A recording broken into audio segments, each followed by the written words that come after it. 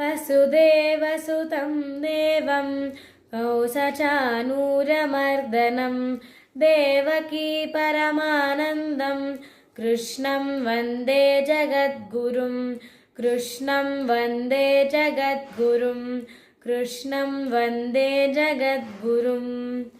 ॐ श्री परमात्मने नमः।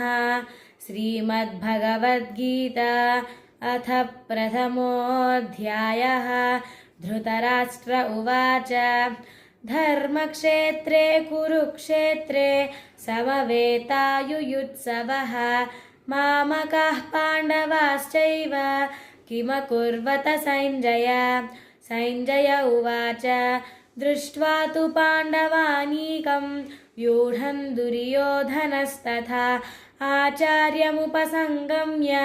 राजा वचनमब्रवीत् पश्यैतां पाण्डुपुत्राणाम् आचार्यमहतीं चमूं व्यूढां द्रुपदपुत्रेण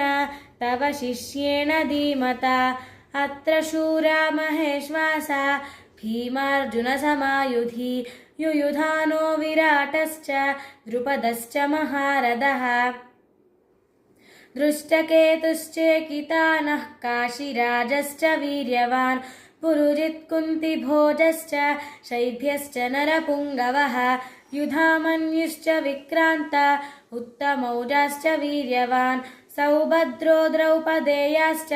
सर्व एव महारथाः अस्माकं तु विशिष्टा ये तान्निबोधद्विजोत्तमा नायका मम सैन्यस्य सैन्यार्थं तान् ब्रवीमि ते भवान् भीष्मश्च कर्णश्च कृपश्च समितिञ्जयः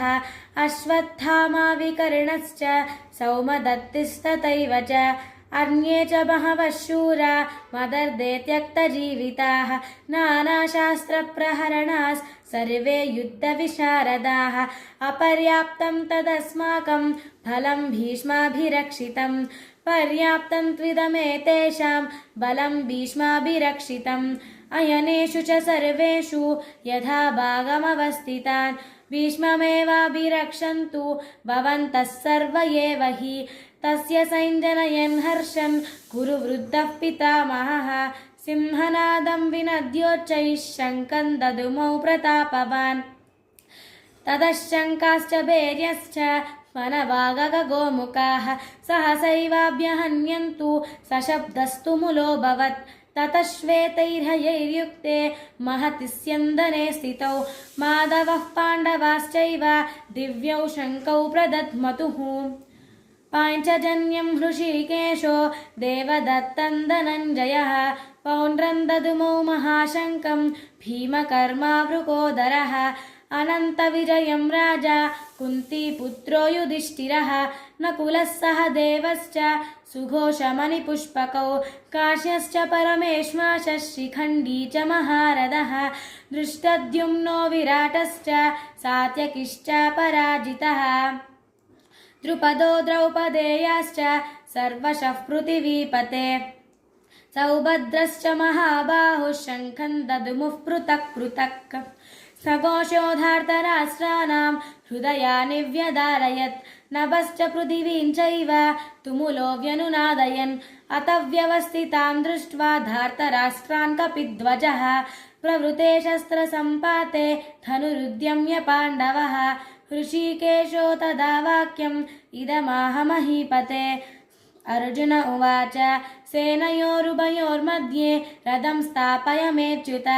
यावदेतान् निरीक्षेऽहं योद्धुकामानवस्थितान् कैर्मया सह योद्धव्यम् अस्मिन् रणसमुद्यमे योच्यमानानवेक्षेऽहं य एतेऽत्र समागताः धार्तराष्ट्रस्य दुर्बुद्धेर्युद्धे प्रियचिकीर्षवः।